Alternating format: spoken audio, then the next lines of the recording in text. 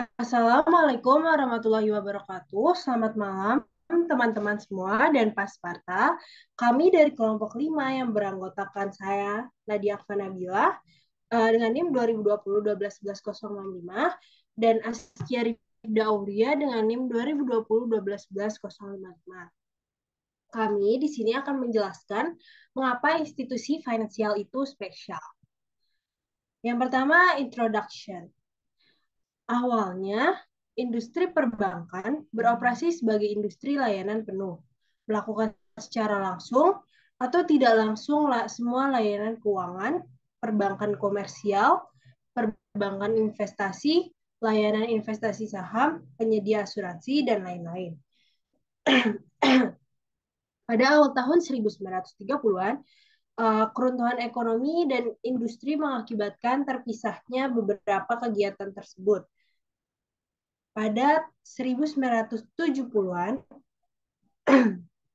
dan 1980-an, industri jasa keuangan baru yang relatif tidak diatur bermunculan, yaitu reksadana, dana perantara, dan lain-lain, yang memisahkan fungsi layanan keuangan lebih jauh. Memasuki abad ke-21, hambatan regulasi, teknologi, dan perubahan inovasi keuangan sedemikian rupa sehingga satu satu set lengkap layanan keuangan dapat kembali ditawarkan oleh satu perusahaan jasa keuangan di bawah payung perusahaan induk jasa keuangan. Misalnya, JP Morgan Chase mengoperasikan bank komersial JP Morgan Chase Bank, bank investasi JP Morgan Securities yang juga menjual reksadana dan perusahaan asuransi. JP Morgan Insurance Agency selama krisis keuangan 2008-2009, perusahaan induk jasa keuangan ini membeli lembaga tabungan Washington Mutual dan beberapa bank investasi termasuk Bear Stearns. Tidak hanya batas antara sektor industri tradisional yang berubah, tetapi persaingan juga menjadi global. Misalnya, JP Morgan Chase adalah perusahaan induk jasa keuangan terbesar kelima di dunia yang beroperasi di 60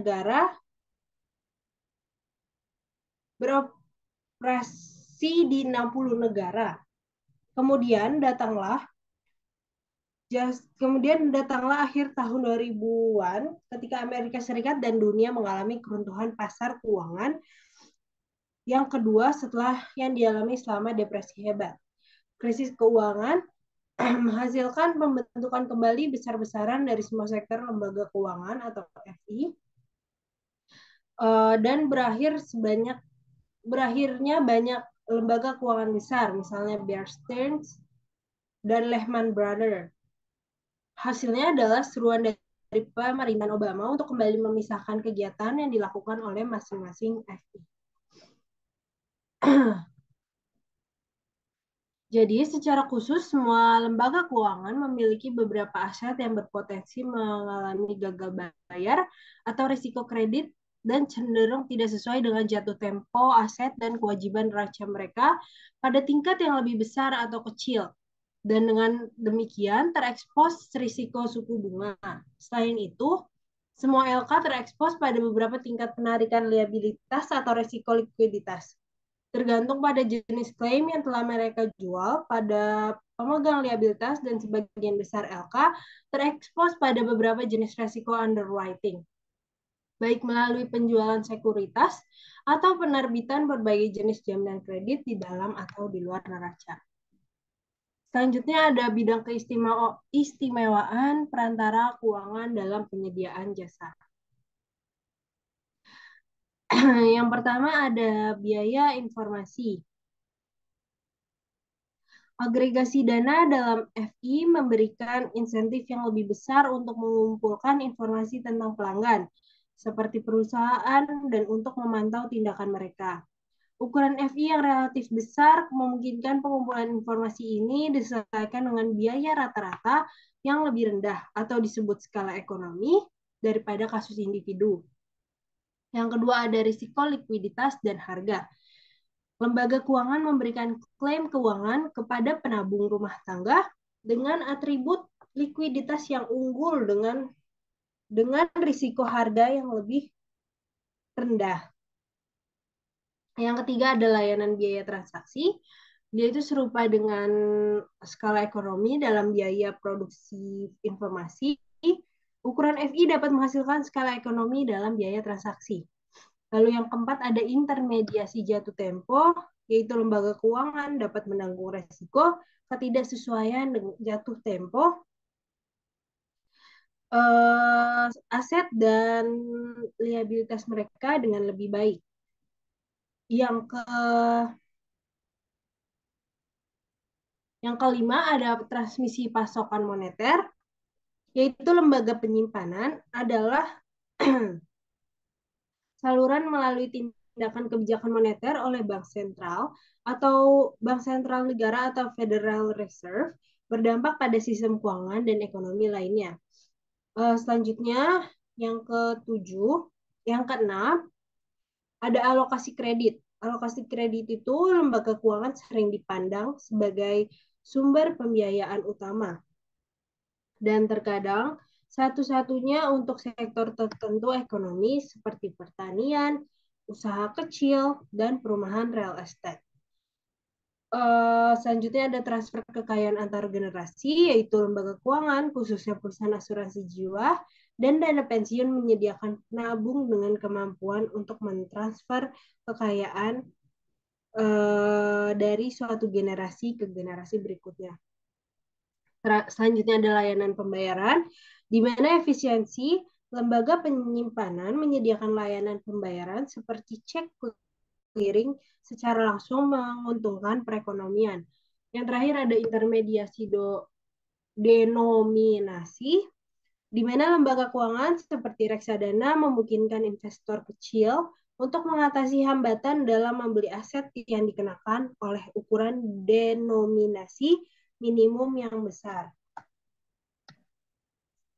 Selanjutnya akan dijelaskan oleh Askia. Keistimewaan lembaga keuangan. Dalam perekonomian tanpa lembaga keuangan, tingkat aliran dana antara penabung rumah tangga dan sektor korporasi cenderung cukup rendah. Ada beberapa alasan. Yang pertama itu terkait biaya pemantauan. Begitu mereka meminjamkan uang ke perusahaan dengan membeli klaim keuangannya, rumah tangga perlu memantau atau memeriksa tindakan perusahaan itu. Mereka harus yakin bahwa manajemen perusahaan tidak melarikan diri atau menyia-nyiakan dana untuk proyek apapun yang nilai sekarang bersih yang rendah atau negatif. Tindakan pemantauan seperti itu sangat mahal untuk setiap rumah tangga tertentu karena memerlukan banyak waktu dan biaya untuk mengumpulkan informasi berkualitas tinggi yang cukup relatif terhadap ukuran investasi rata-rata penabung rumah tangga. Mengingat hal ini,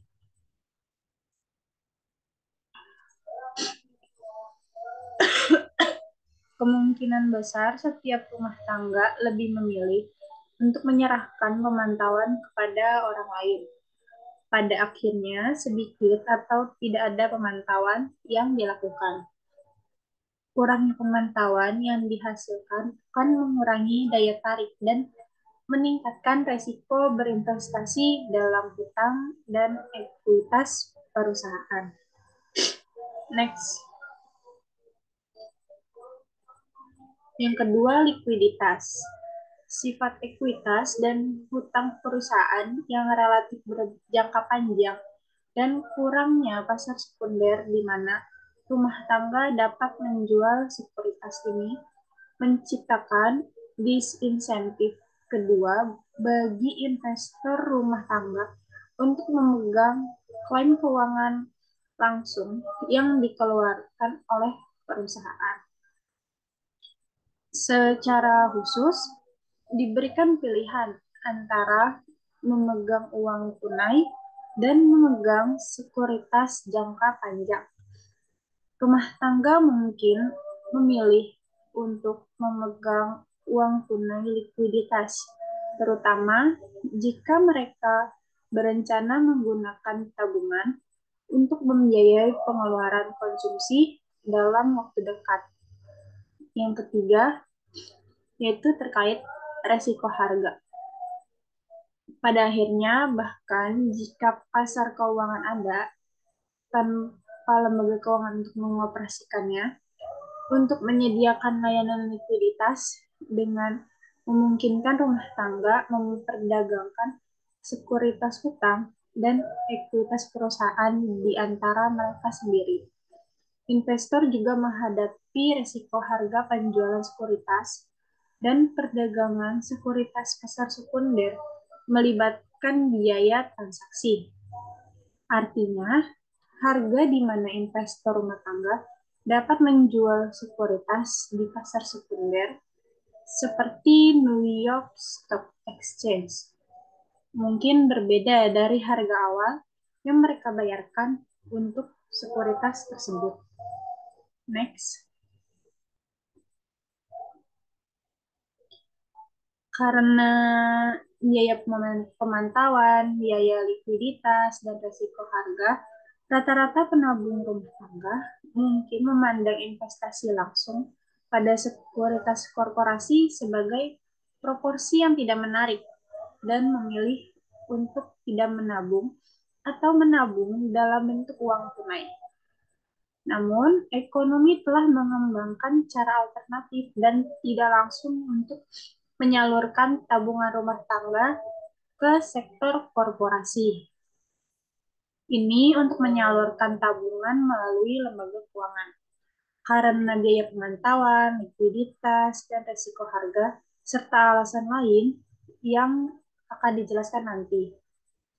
Penabung seringkali lebih suka memegang klaim keuangan yang dikeluarkan oleh lembaga keuangan daripada yang dikeluarkan oleh korporasi.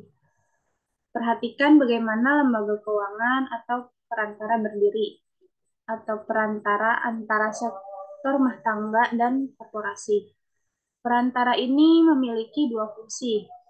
Setiap financial institution tertentu mungkin berspesialisasi dalam satu atau yang lain, atau mungkin melakukan keduanya secara bersamaan. Next.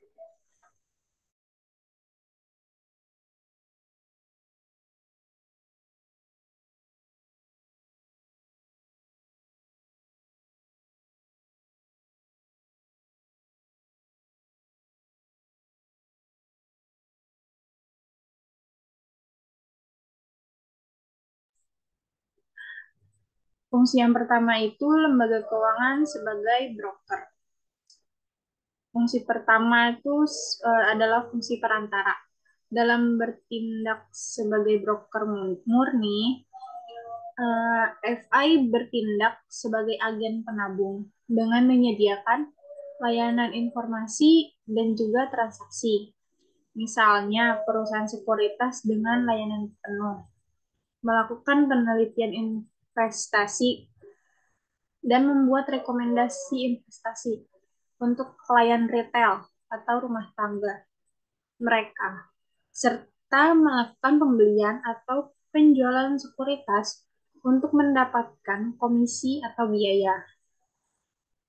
Pialang diskon, atau misalnya Charles Schwab melakukan pembelian atau penjualan sekuritas dengan harga yang lebih baik dan dengan efisiensi yang lebih besar daripada yang dapat dicapai oleh penabung rumah tangga dengan berdagang sendiri. Efisiensi ini menghasilkan pengurangan biaya perdagangan atau skala ekonomi. Dalam memenuhi fungsi broker, LK memainkan peran yang sangat penting dengan mengurangi biaya transaksi dan informasi atau ketidaksempurnaan antara rumah tangga dan perusahaan.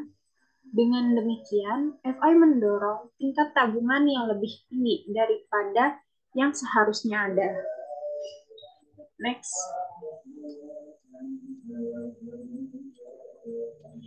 Yang kedua itu LK berfungsi sebagai aset transformers.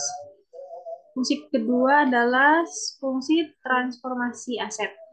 Dalam bertindak sebagai transformator aset, FI menerbitkan klaim finansial yang jauh lebih menarik bagi penabung rumah tangga daripada klaim yang langsung dikeluarkan oleh korporasi. Artinya, bagi banyak rumah tangga, klaim finansial yang dikeluarkan oleh LK mendominasi klaim yang dikeluarkan langsung oleh korporasi sebagai akibat dari biaya pemantauan yang lebih rendah, biaya likuiditas yang lebih rendah, dan resiko harga yang lebih rendah. Dalam bertindak sebagai pengubah aset, LK membeli klaim keuangan yang diterbitkan oleh korporasi, ekuitas, obligasi, dan klaim utang lainnya yang disebut sekuritas primer, dan membiayai pembelian ini dengan menjual klaim keuangan kepada investor rumah tangga dan sektor lain berupa simpanan, polis asuransi, dan sebagainya. Klaim keuangan LK dapat dipertimbangkan surat berharga sekunder karena aset ini didukung oleh sekuritas utama yang diterbitkan oleh perusahaan komersial yang pada gilirannya berinvestasi dalam aset real. Secara khusus, LK adalah pihak pasar independen yang menciptakan produk keuangan yang memiliki nilai tambah bagi klien mereka adalah transformasi resiko keuangan. Next.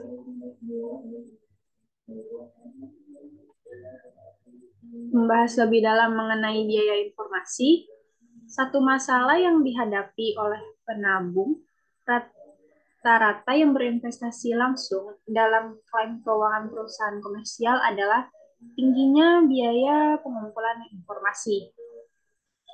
Penabung rumah tangga harus memantau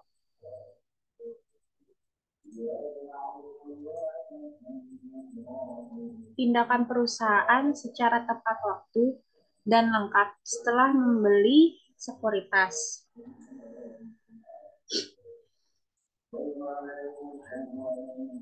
Kegagalan untuk memantau membuat investor terpapar biaya agensi, yaitu resiko bahwa pemilik atau manajer perusahaan akan mengambil tindakan dengan uang penabung yang bertentangan dengan janji yang terkandung dalam perjanjian kontrak sekuritasnya. Biaya pemantauan merupakan bagian dari keseluruhan biaya agensi. Artinya, biaya agensi ini muncul setiap kali agen ekonomi mengadakan kontrak di dunia informasi yang tidak lengkap. Dan dengan demikian, pengumpulan informasi menjadi mahal.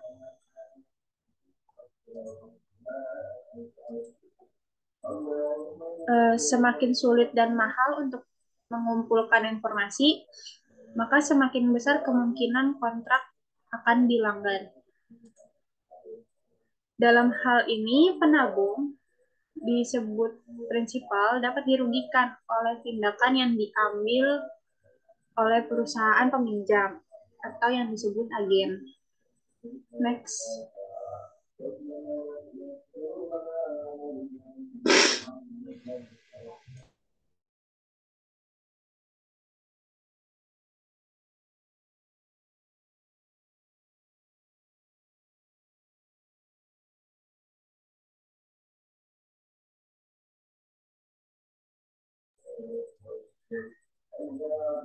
Lalu ada peran FI sebagai delegated monitor.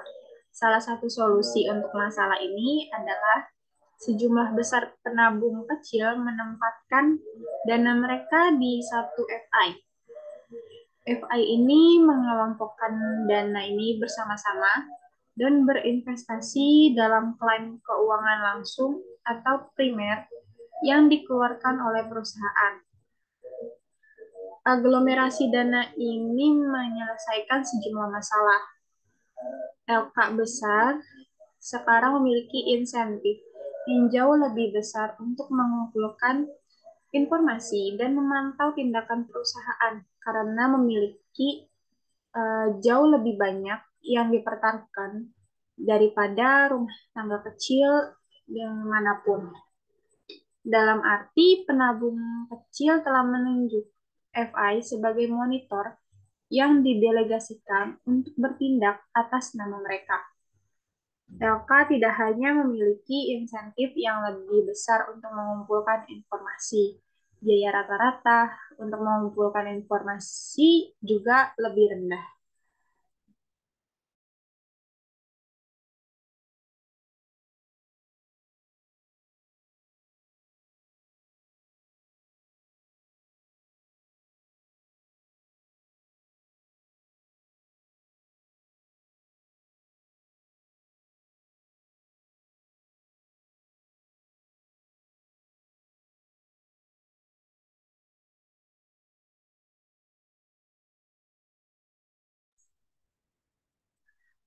Lalu ada peran FI sebagai penghasil informasi. Kedua, terkait dengan insentif yang lebih besar untuk memantau dan biaya yang terlibat jika gagal memantau dengan tepat. LK dapat mengembangkan sekuritas sekunder baru yang memungkinkan mereka untuk memantau secara lebih efektif. Dengan demikian, menu kontrak yang lebih kaya dapat meningkatkan kemampuan pemantauan LK. Mungkin contoh klasiknya adalah pinjaman bank. Pinjaman bank umumnya merupakan kontrak utang jangka pendek daripada kontrak obligasi.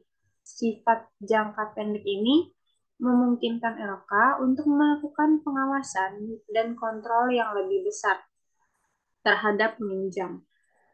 Secara khusus, informasi yang dihasilkan oleh FI mengenai perusahaan sering diperbarui saat keputusan pembaruan pinjaman dibuat. Ketika kontrak pinjaman bank cukup berjangka pendek, bankir menjadi hampir seperti orang dalam bagi perusahaan sehubungan dengan informasi yang akrab dengan operasi dan kondisi keuangannya. Jadi, dengan bertindak sebagai pengawas yang didelegasikan dan menghasilkan informasi yang lebih baik dan tepat waktu, LK mengurangi tingkat ketidaksempurnaan informasi dan asimetri antara pemasok utama dan pengguna dana dalam ekonomi. Next.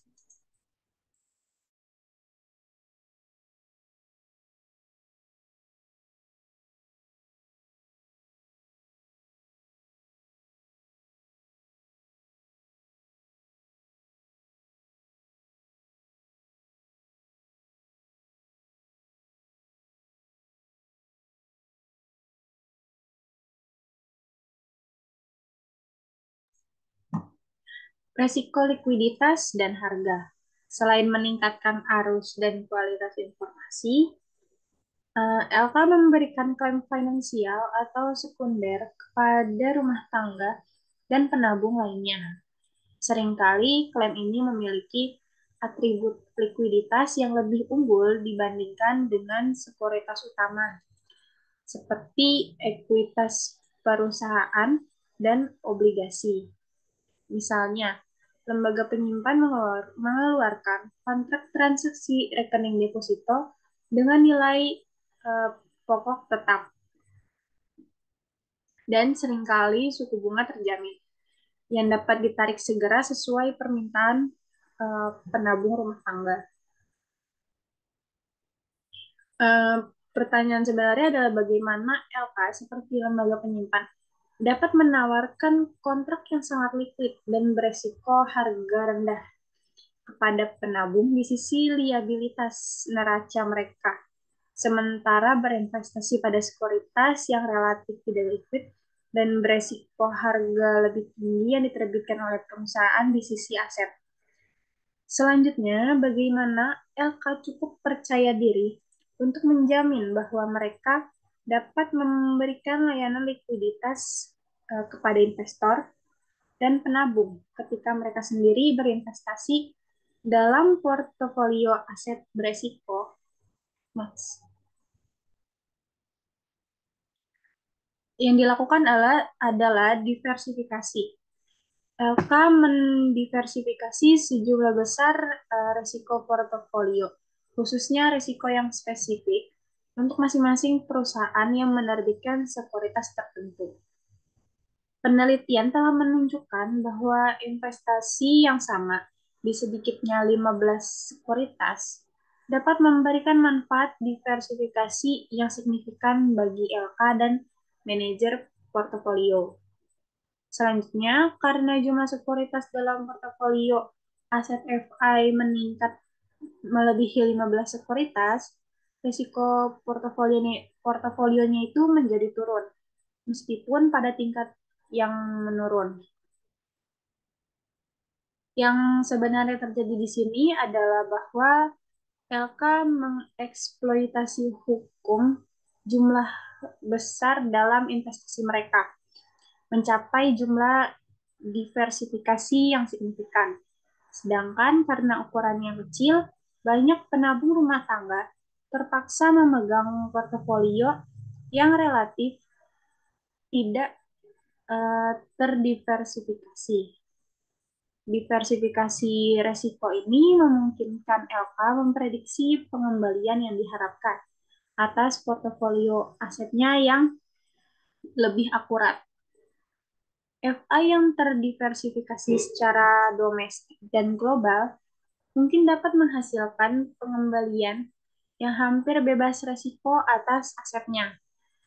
Akibatnya, secara kredibel dapat memenuhi janjinya kepada rumah tangga untuk memasok klaim yang sangat liquid dengan sedikit resiko harga atau nilai modal. Next. Lalu ada layanan khusus lainnya. Yang pertama itu pengurangan biaya transaksi. Sama seperti LK yang memberikan skala ekonomi potensial dalam pengumpulan informasi, mereka juga menyediakan skala ekonomi potensial dalam biaya transaksi. Misalnya, sejak 1 Mei 1975, Komisi Tetap untuk Perdagangan Ekuitas di New York ini telah dihapuskan.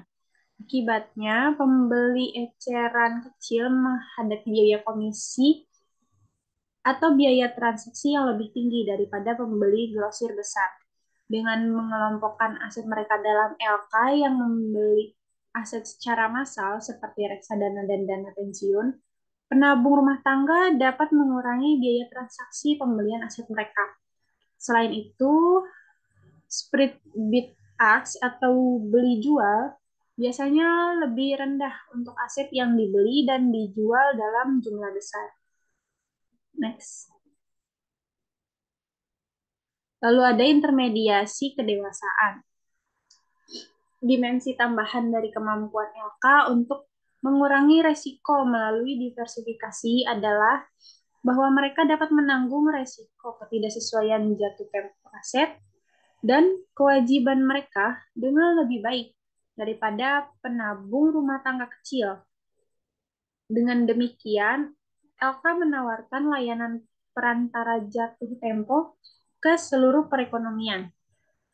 Secara khusus, melalui ketidakcocokan jatuh tempo, LK dapat menghasilkan kontrak jangka panjang, seperti pinjaman hipotek jangka panjang, dengan suku bunga tetap untuk rumah tangga, sambil tetap mengumpulkan dana dengan kontrak kewajiban jangka pendek. Next.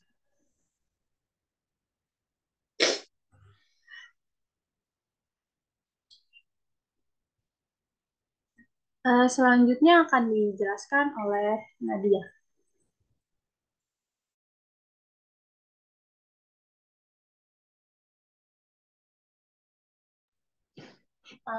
Selanjutnya adalah aspek khusus lainnya. sampai batas tertentu,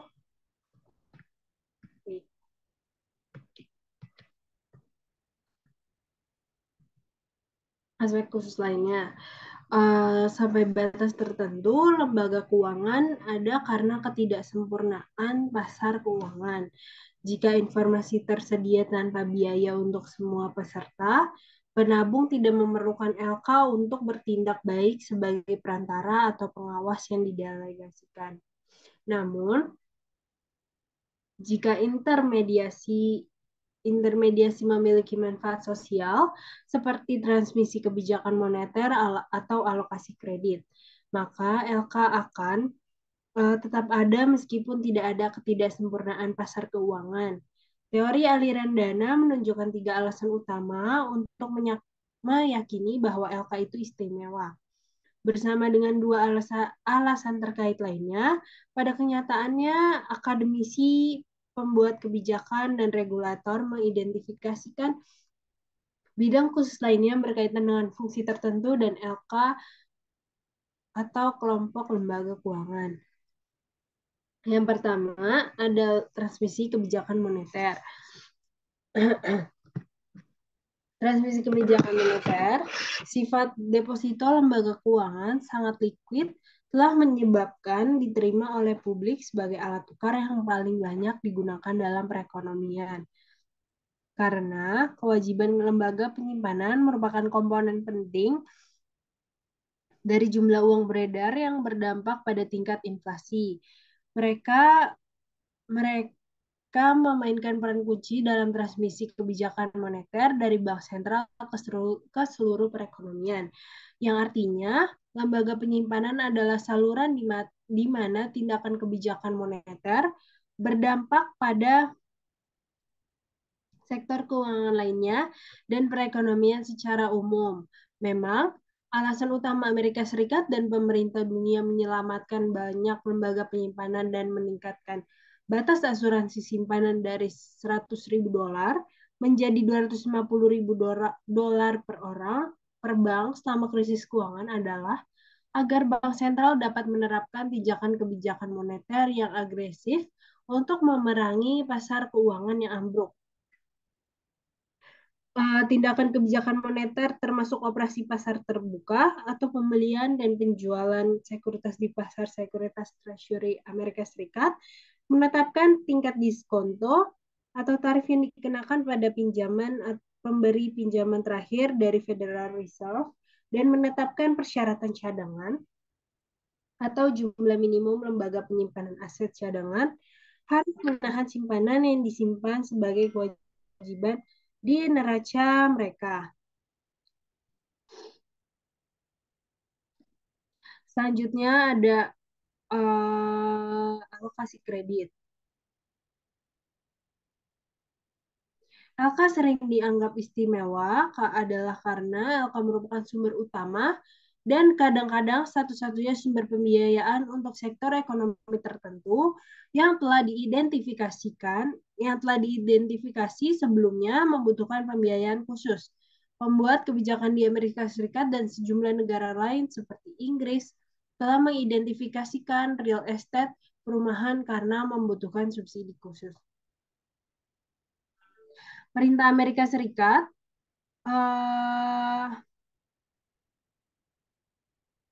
pemerintah Amerika Serikat bahkan secara langsung mendorong lembaga keuangan untuk berspesialisasi dalam pembiayaan bidang kegiatan ini melalui pembentukan Federal Farm Credit Banks yang agaknya penyediaan kredit untuk membuat rumah lebih terjangkau atau pertanian lebih layak mengarah ke masyarakat yang lebih stabil dan produktif. Lalu yang ketiga ada transfer kekayaan antar generasi atau intermediasi waktu. Kemampuan penabung untuk mentransfer kekayaan lintas generasi juga sangat penting bagi kesejahteraan sosial suatu negara. Oleh karena itu, asuransi jiwa dan dana pensiun seringkali didorong secara khusus melalui keringanan pajak khusus dan mekanisme subsidi lainnya untuk melayani dan mengakomodir kebutuhan tersebut. Proses transfer kekayaan menghindari perlakuan pajak marginal penuh yang akan dikenakan oleh pembayaran langsung.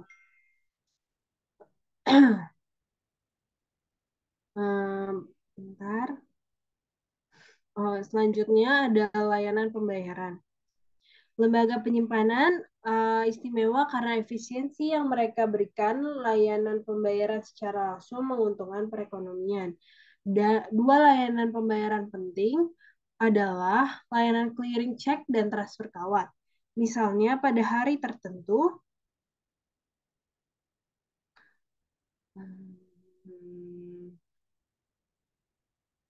pada hari tertentu pembayaran senilai triliun dolar dilakukan melalui Fedwire dan CHIPS, dua jaringan kawat pembayaran grosir terbesar di Amerika Serikat. Setiap gangguan dalam sistem ini mungkin akan menghasilkan kemacetan dalam sistem pembayaran yang mengakibatkan efek berbahaya bagi perekonomian. Selanjutnya ada intermediasi dominasi. Baik pasar uang maupun reksadana utang ekuitas adalah istimewa karena menyediakan layanan yang berkaitan dengan intermediasi denominasi karena mereka dijual dan denominasi yang sangat besar. Banyak aset berada di luar jangkauan penabung individu atau akan mengakibatkan penabung memiliki portofolio aset yang sangat tidak terdiversifikasi. Misalnya ukuran minimum sertifikat deposito atau CD yang dapat dinegosiasi adalah $100.000 dan kertas komersial atau hutang perusahaan jangka pendek sering dijual dalam paket minimum $250.000 atau lebih.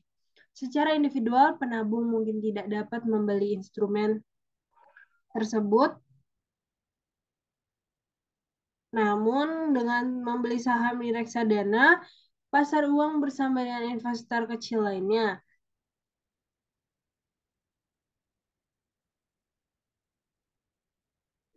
penabung rumah tangga. Namun, dengan membeli saham di reksadana, uang bersama dengan investor kecil lainnya, penabung rumah tangga mengatasi kendala untuk membeli aset yang dikenakan oleh ukuran denominasi minimum yang besar.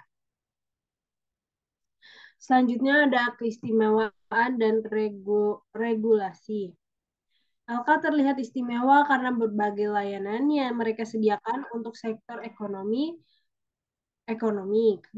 Kegagalan untuk menyediakan layanan ini atau gangguan dalam penyediaan efisien mereka dapat merugikan sumber akhir atau rumah tangga dan pengguna perusahaan tabungan. Krisis keuangan di akhir tahun 2000-an adalah contoh utama tentang bagaimana gangguan dalam penyediaan layanan keuangan dapat melumpuhkan pasar keuangan di seluruh dunia dan membawa ekonomi ke dalam resesi. Itu eksternalitas negatif mempengaruhi perusahaan dan rumah tangga ketika ada yang tidak beres di sektor FI, ekonomi membuat alasan untuk regulasi.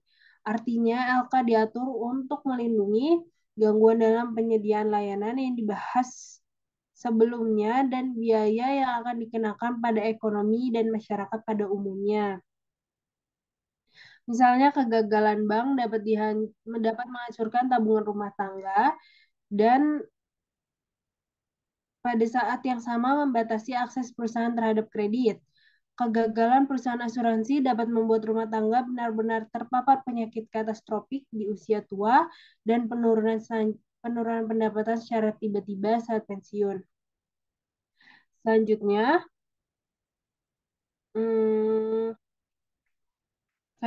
kegagalan FI individu dapat menimbulkan keraguan di benak para penabung mengenai stabilitas dan solvabilitas FI secara umum dan menyebabkan kepanikan dan bahkan berjalan di institusi yang sehat. Memang, kemungkinan ini memberikan alasan pada tahun 2009 untuk peningkatan tutup asuransi simpanan menjadi $250.000 per orang per bank. Pada saat ini, FDIC lebih mengkhawatirkan kemungkinan penularan karena beberapa lembaga penyimpanan utama atau DI, misalnya IndyMac, Washington Manual, gagal atau hampir gagal. FDIC ingin menanamkan kepercayaan pada sistem perbankan dan membuat perubahan untuk menghindari deposan besar-besaran, lari dari banyak DI yang bermasalah dan bahkan lebih aman. Lebih banyak kegagalan DI dan keruntuhan sistem keuangan yang lebih besar. Uh, Meskipun regulasi mungkin bermanfaat secara sosial, regulasi juga membebankan biaya pribadi atau beban regulasi pada pemilik dan manajer lembaga keuangan individual. Misalnya peraturan melarang bank komersial memberikan pinjaman kepada peminjam individu yang melebihi lebih dari 15% dari modal ekuitas mereka, meskipun pinjaman mungkin memiliki nilai sekarang bersih yang positif bagi bank. Konsekuensinya, regulasi merupakan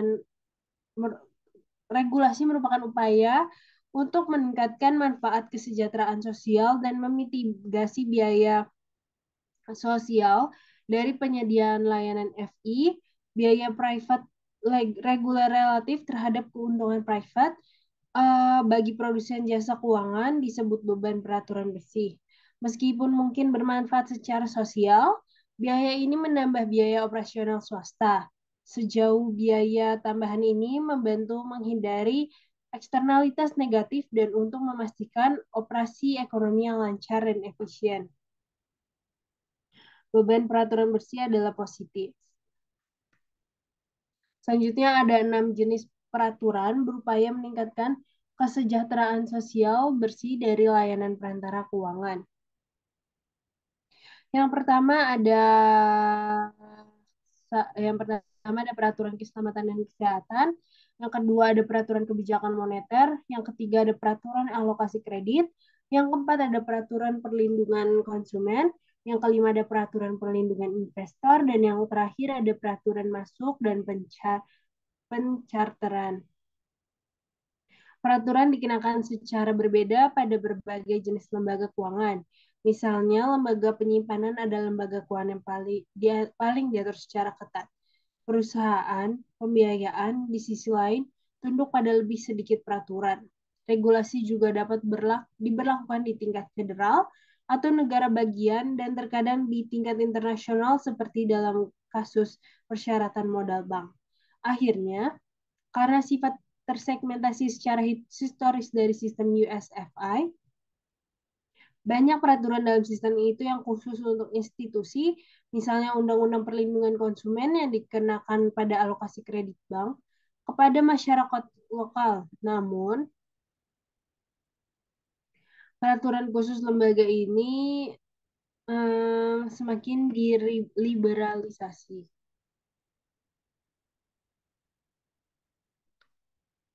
Terus yang pertama ada peraturan keselamatan dan kesehatan untuk melindungi deposan dan peminjam dari resiko kegagalan FI karena misalnya kurangnya diversifikasi dalam portofolio aset, regulator telah mengembangkan mekanisme perlindungan berlapis. Mekanisme ini dimaksudkan untuk memastikan keamanan dan kesehatan LK dan dengan demikian menjaga kredibilitas LK di mata peminjam dan memberi pinjaman. Memang bahkan selama krisis keuangan terburuk, simpanan berjalan di bank, lembaga tabungan, dan sertifikat kredit tidak terjadi. Ini karena peraturan keselamatan dan kesehatan yang berlaku melindungi hampir semua deposan dari kehilangan uang mereka. Jika Jadi, sementara kegagalan lembaga penyimpanan meningkat secara signifikan selama krisis, deposan tidak perlu merasa tidak deposan merasa tidak perlu banyak berlari. Pada lapisan perlindungan pertama adalah syarat yang mendorong LK untuk mendiversifikasi aset mereka. Dengan demikian, bank diharuskan untuk tidak meminjamkan pinjaman lebih dari 15% dari dana modal sendiri kepada satu perusahaan atau peminjam. Lapisan perlindungan kedua berkaitan dengan tingkat modal minimum atau dana ekuitas yang dibutuhkan oleh pemilik LK untuk menandai operasinya.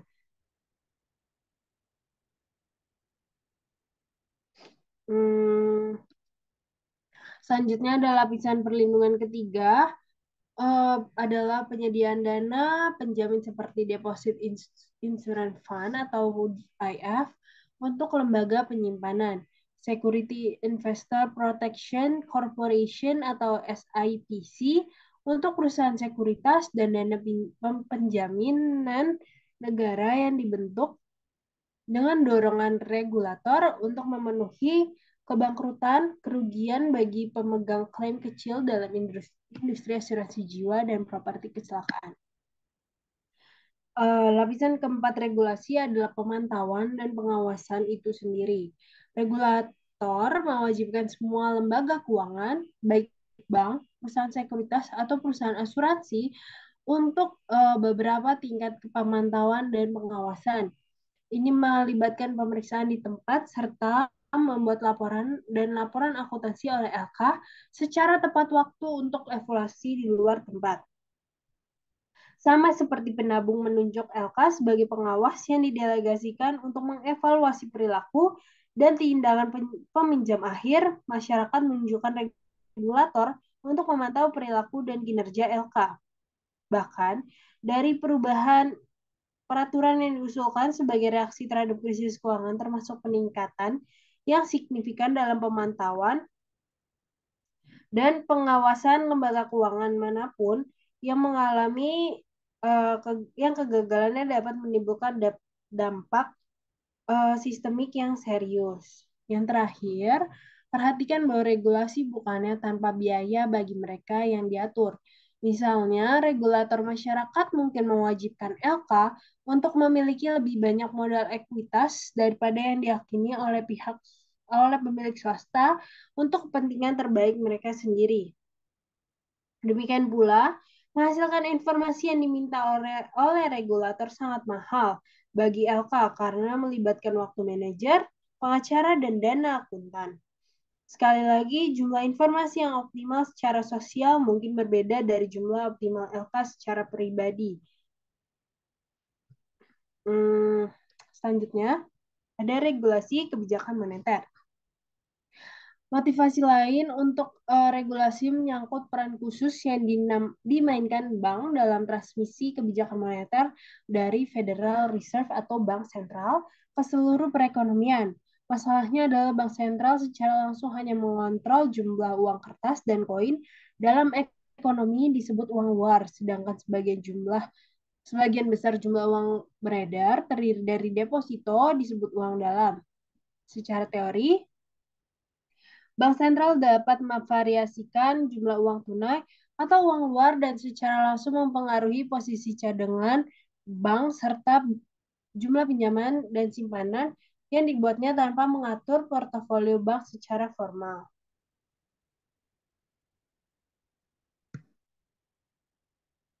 Di sebagian besar negara, pembuat peraturan biasanya memberlakukan tingkat minimum cadangan kas yang diperlakukan untuk disimpan terhadap simpanan. Beberapa orang berpendapat bahwa memberlakukan persyaratan cadangan seperti itu membuat kontrol pasokan uang dan transmisinya lebih dapat diprediksi. Cadangan semacam itu juga menambah beban peraturan bersih FI jika jumlahnya lebih dari yang menurut lembaga diperlukan untuk tujuan likuiditasnya sendiri. Selanjutnya ada peraturan alokasi kredit, yaitu regulasi alokasi kredit mendukung pinjaman FI untuk sektor-sektor yang penting secara sosial, seperti perumahan dan pertanian. Peraturan ini mungkin mengharuskan FI untuk memiliki jumlah minimum aset di satu sektor ekonomi tertentu, atau menetapkan suku bunga, harga, atau biaya maksimum untuk mensubsidi sektor tertentu. Pembatasan harga dan kuantitas seperti itu mungkin memiliki pembenaran atas dasar kesejahteraan sosial, terutama jika masyarakat memiliki preferensi untuk sektor perumahan dan pertanian yang kuat atau dan disubsidi. Namun peraturan tersebut juga dapat merugikan LK yang harus menanggung biaya pribadi untuk memenuhi banyak peraturan tersebut. Sepanjang biaya pribadi bersih dan pembatasan tersebut positif, pembatasan tersebut menambah biaya dan mengurangi efisiensi LK yang melakukan intermediasi. Selanjutnya ada regulasi perlindungan konsumen. Banyak analisis percaya bahwa Undang-Undang Perlindungan Masyarakat dan Konsumen memberlakukan beban peraturan bersih yang cukup besar pada LK tanpa memberikan manfaat sosial yang mengimbangi yang meningkatkan akses yang sama ke pasar hipotek dan pinjaman. Namun seiring berjalannya diregulasi dan tren ke arah konsolidasi dan perbankan universal terus berlanjut, ada kemungkinan undang-undang tersebut akan diperluas di luar bank ke penyedia jasa keuangan lainnya, seperti perusahaan asuransi yang saat ini tidak tunduk pada komunitas CRA atau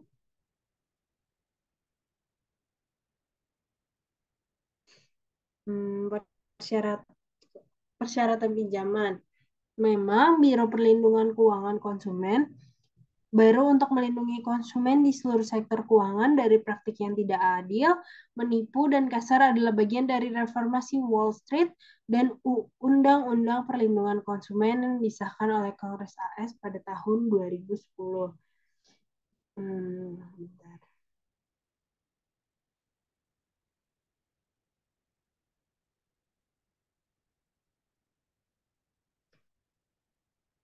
Selanjutnya, reformasi kartu kredit baru tagihan efektif pada tahun 2010 menempatkan pembatasan yang belum pernah terjadi sebelumnya dalam tindakan yang mungkin dilakukan oleh semua penerbit kartu kredit terhadap pemegang kartu kredit.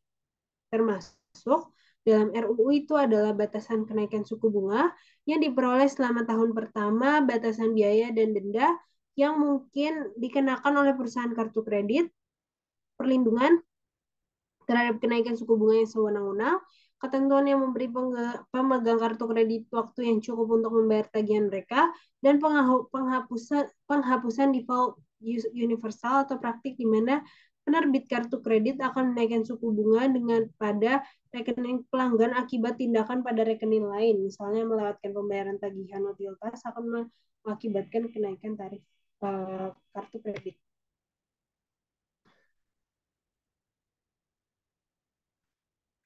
Selanjutnya ada peraturan perlindungan investor, yaitu sejumlah besar undang-undang melindungi investor yang menggunakan bank investasi secara langsung untuk membeli sekuritas dan atau secara tidak langsung untuk mengakses pasar sekuritas melalui investasi di reksadana atau dana pensiun.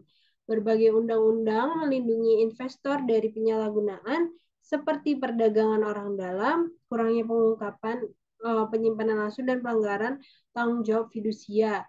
Perundang-undangan penting yang mempengaruhi bank investasi dan reksadana termasuk Undang-Undang Sekuritas tahun 1933 dan 1934, Undang UU Perusahaan Investasi tahun 1940 dan UU Reformasi Wall Street dan Perlindungan Konsumen tahun 2010, seperti halnya UU Perlindungan Konsumen, kepatuhan terhadap UU ini dapat menyebabkan kerugian bersih beban peraturan pada LK. Selanjutnya ada peraturan masuk. Masuk dan kegiatan LK juga diatur, misalnya peraturan pencharteran bank yang baru, meningkatkan atau menurunkan biaya masuk ke sektor keuangan mempengaruhi profitabilitas perusahaan yang sudah bersaing di industri itu. Dengan demikian, industri sangat terlindungi dari pendatang baru dengan biaya langsung yang tinggi, misalnya melalui ekuitas atau kontribusi modal yang diperlukan dan biaya tidak langsung yang tinggi, misalnya dengan membatasi individu yang dapat mendirikan LK untuk masuk menghasilkan keuntungan yang lebih besar bagi perusahaan yang ada daripada perusahaan yang masuk. Relatif mudah. Selain itu, peraturan seperti UU Modernisasi Jasa Keuangan tahun 1999 menentukan ruang lingkup kegiatan yang diizinkan berdasarkan piagam tertentu. Semakin luas rangkaian kegiatan jasa keuangan yang diizinkan berdasarkan suatu piagam tertentu, semakin berharga piagam tersebut. Nilai piagam KPI dan ukuran beban peraturan bersihnya. Selanjutnya akan dijelaskan oleh Askia Rifda. Selanjutnya akan membahas dinamika keistimewaan yang berubah. Setiap saat, setiap FI memasok serangkaian layanan keuangan terkait broker, terkait transformasi aset ataupun keduanya, dan tunduk pada beban peraturan bersih tertentu. Karena tuntutan akan fitur khusus jasa keuangan berubah, sebagai akibat dari perubahan preferensi, kondisi ekonomi makro, dan teknologi, satu atau lebih bidang industri jasa keuangan menjadi lebih atau kurang menguntungkan. Demikian pula perubahan peraturan dapat menambah atau mengurangi beban peraturan bersih yang dihadapi dalam penyediaan jasa keuangan di area tertentu. Tekanan permintaan, biaya, dan peraturan ini tercermin dalam perubahan pangsa pasar di berbagai bidang jasa keuangan karena beberapa kontrak dan lainnya berkembang. LK yang ingin bertahan dan makmur harus cukup fleksibel untuk pindah ke area layanan keuangan yang berkembang dan menjauh dari area yang berkontraksi. Jika pembatasan aktivitas regulasi menghambat atau mengurangi fleksibilitas yang dapat digunakan LK untuk mengubah bauran produk mereka. Hal ini akan mengurangi kemampuan kompetitif dan efisiensi penyampaian layanan keuangan mereka. Artinya, hambatan aktivitas dalam industri jasa keuangan dapat mengurangi kemampuan untuk melakukan diversifikasi dan berpotensi menambah beban peraturan bersih yang dihadapi oleh LK. Next.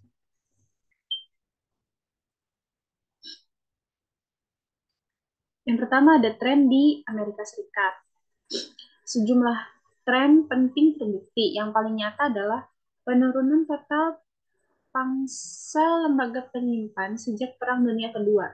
Secara khusus, pangsa bank komersial menurun dari 54,5 menjadi 35,8% antara tahun 48 sampai 2015.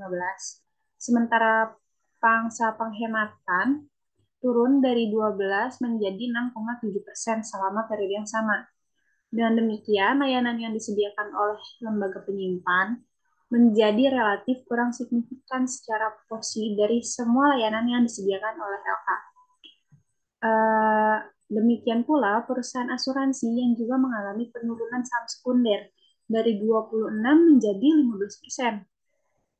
Kecenderungan peningkatan yang paling dramatis adalah peningkatan pangsa perusahaan investasi, meningkatkan pangsa mereka dari 0,3 menjadi 22,6%.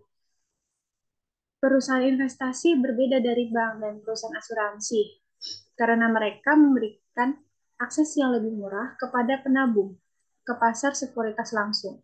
Mereka melakukannya dengan mengeksploitasi keunggulan komparatif dari ukuran dan diversifikasi dengan transformasi klaim keuangan, seperti transformasi jatuh tempo, menjadi perhatian yang lebih kecil.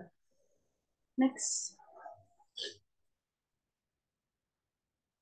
Dengan demikian, reksadana terbuka membeli saham dan obligasi langsung di pasar keuangan dan menerbitkan saham penabung yang nilainya dikaitkan secara pro rata langsung dengan nilai portofolio aset reksadana.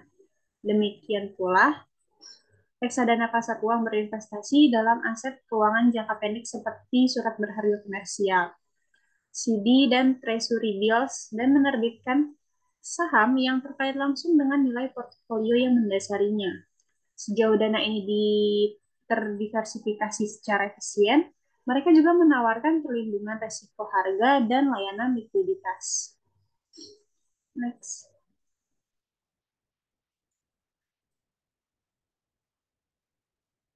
Yang kedua ada bangkitnya perusahaan induk jasa keuangan.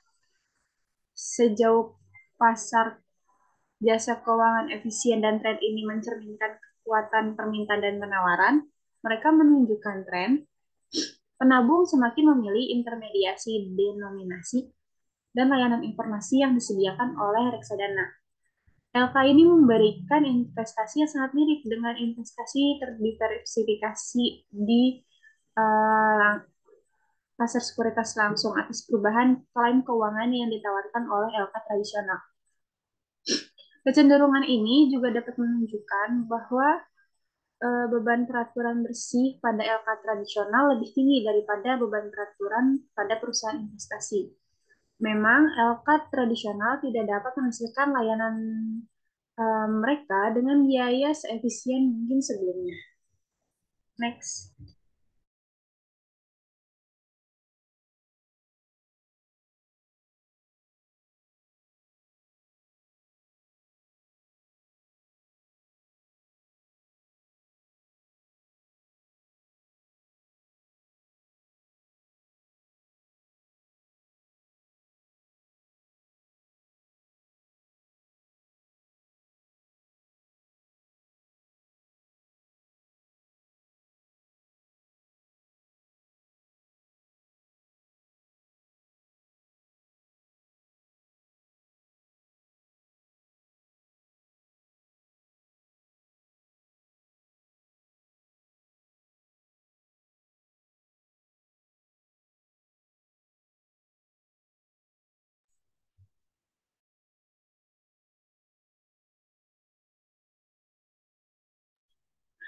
Menyadari tren yang berubah, Kongres AS mengesahkan Undang-Undang Modernisasi yang mencabut penghalang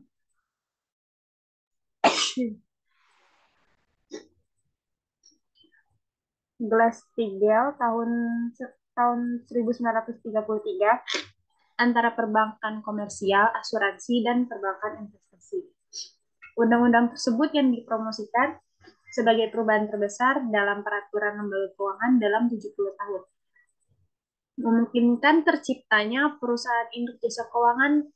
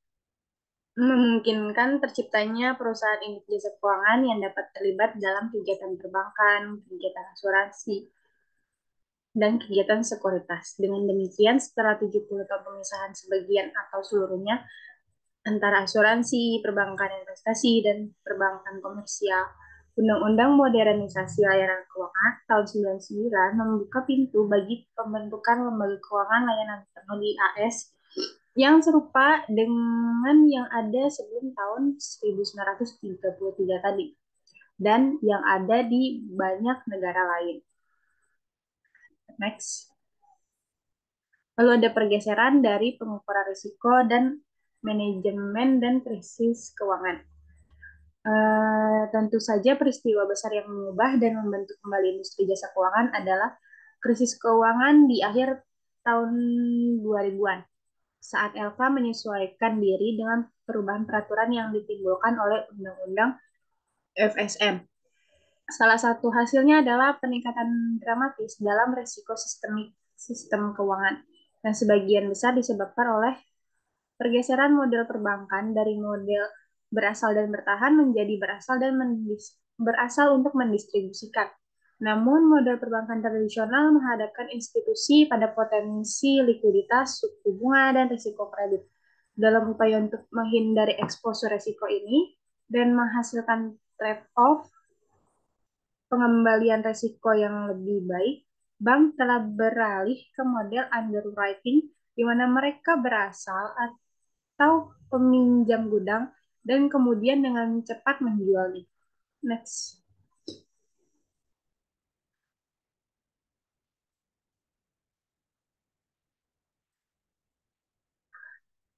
LK secara manajemen risiko perusahaan.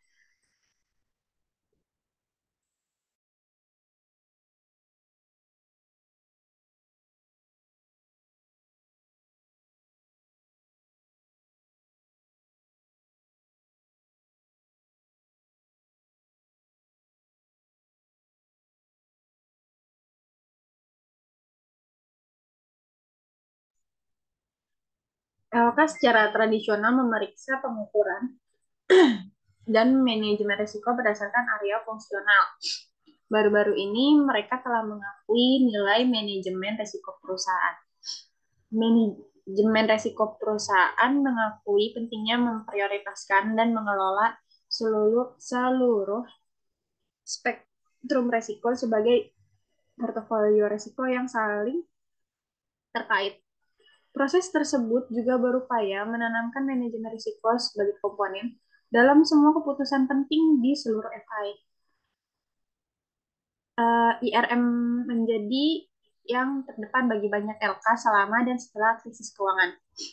Ketika praktik manajemen risiko mereka diawasi secara ketat, banyak LK telah berinvestasi besar-besaran dalam sistem manajemen dan pengukuran risiko tingkat lanjut hanya untuk membuat mereka gagal mendeteksi atau mengendalikan eksposur risiko yang mengarah ke krisis. Next.